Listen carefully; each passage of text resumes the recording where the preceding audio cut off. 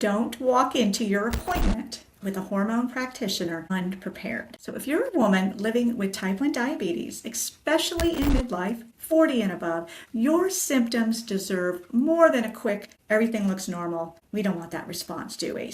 Again, I'm Melissa, and I have lived with type 1 diabetes for over 43 years, and I help women navigate hormonal changes with more clarity and confidence because this stage of life requires a different level of awareness. Today, I want to walk you through exactly how to prepare for an appointment with a hormone specialist so you feel informed, supported, and ready to advocate for yourself. And if this kind of guidance is helpful, make sure to subscribe here to the channel. I share weekly videos to support you through hormones and blood sugar, managing insulin-dependent diabetes, beginning in midlife, all the way through postmenopause. So happy you're here today. So let's start with what to bring to your appointment. First, bring at least 2 weeks of your glucose data. This can be from your CGM reports or finger sticks, whatever you've got on hand, whatever is easy for you to pack and bring along. What you're looking for are patterns, not perfection. Pay attention to things like overnight trends, fasting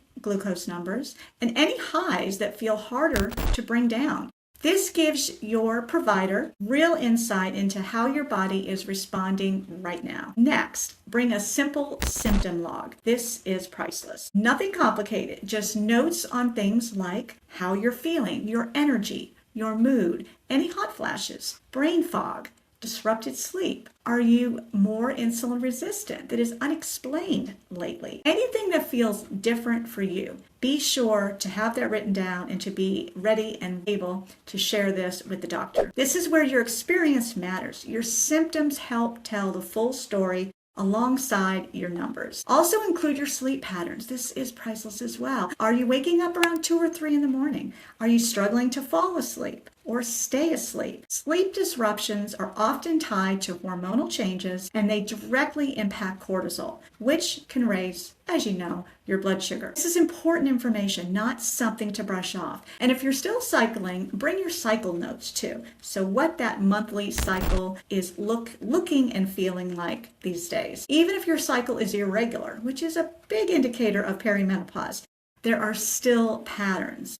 You may notice certain weeks where your insulin resistance increases, your mood shifts, or your sleep worsens. This helps connect your hormones to your blood sugar patterns in a way that's really, really meaningful. You're not just showing up with symptoms. Again, you're walking in with your story, and your data is backup. It's proof. It speaks for how you're feeling and how your body's responding or not responding to insulin. Well, let's start with estradiol. It's one of the hormones that they may be prescribing you. Where are my levels? This is something to ask. And again, if you are in menopause or postmenopause, this is a more important question to be asking. So again, to backtrack, whether or not this practitioner has run your labs and has tested your hormones, so you know what your foundation or your starting point is, so that you know what to add, what to bring in, when and how to do that, but really to have that understanding and that baseline to refer to. So asking them, what are my levels now? And are they optimal for my symptoms? Because in range, again, that estradiol level that might be tested, in range and optimal are not always the same thing. Symptoms matter more than anything. So be sure to include that into the inquiry as well. Next is progesterone. You can ask, could this be affecting my sleep, stress levels, or insulin resistance? And what form and dosing do you typically use? Again, great questions to ask the doctor. You got to show up with these questions, and it's going to be an impactful indicator that you've done your homework,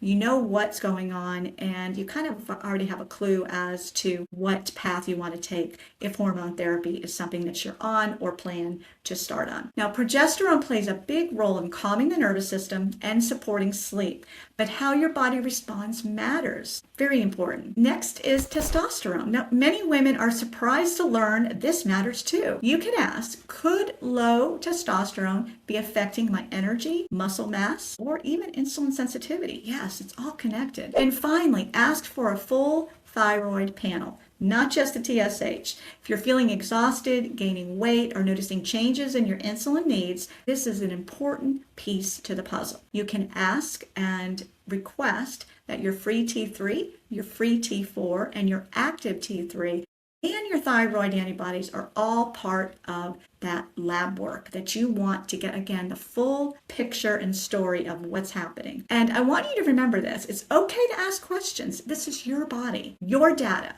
your daily life, and nobody knows how you feel better than you do, or what's changed and what's shifting, which is why we go to the doctor, right? To get help and to find solutions. And they're there for you. Advocating for yourself changes outcomes. And when you walk into your appointment prepared, you shift the conversation. You're no longer guessing, and you're partnering in your care. And that's where real progress starts. I'm also creating a resource as part of my book that you'll be able to print or save on your phone. Something that walks you step by step through your appointment so you don't forget what matters. You don't have to do this alone, and you don't have to walk in unprepared again. I'll see you in the next video.